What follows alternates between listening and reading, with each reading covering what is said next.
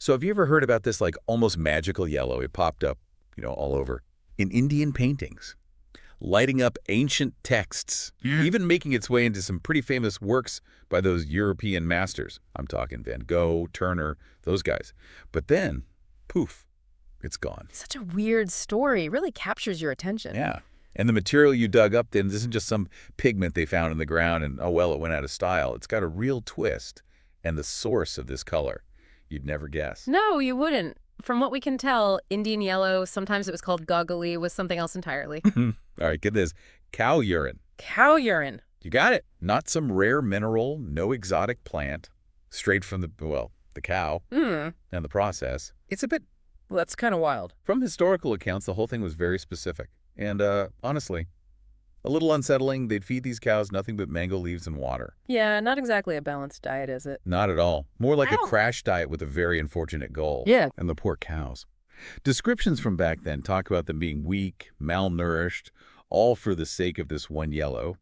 Then you got the collection process. They dry this urine out, form it into balls. You can imagine the smell. Oh, yeah.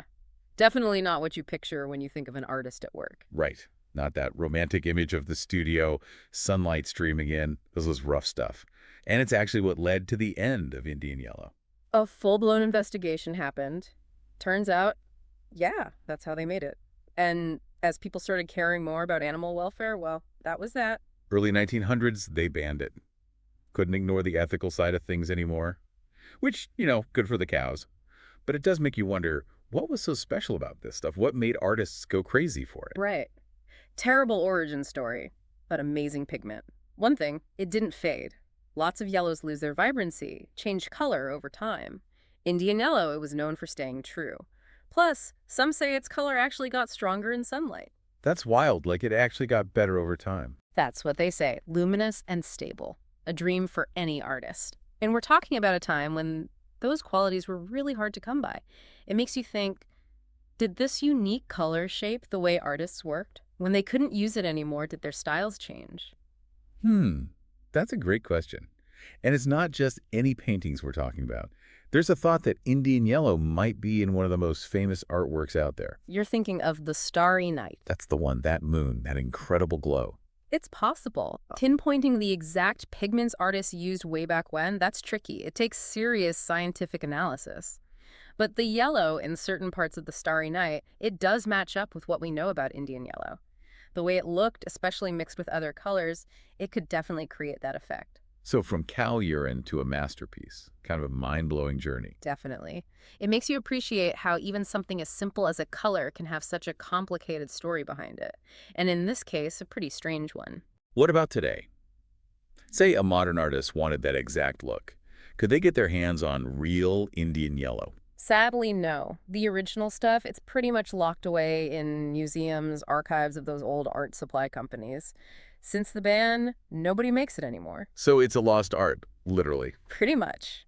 Artists today can buy synthetic versions. They try to match the color, how it handles, but most agree it's not the same. Not the same nuances, not the same history. It makes you think, did this unique color shape the way artists worked? When they couldn't use it anymore, did their styles change? It's a bittersweet thing, right? This incredible color with a, well, let's be honest, a kind of messed up origin story. Yeah, for sure. We can be glad they stopped making it that way, but it is kind of a loss for art. It really shows the connection between the creative process, the materials we use, and how our ideas about ethics change over time. It's a reminder that art history isn't just about pretty pictures. There's so much more going on behind the scenes. Social stuff, ethics, even science. You look at a painting, you might not think about where those colors came from, but sometimes the stories are pretty wild. Totally.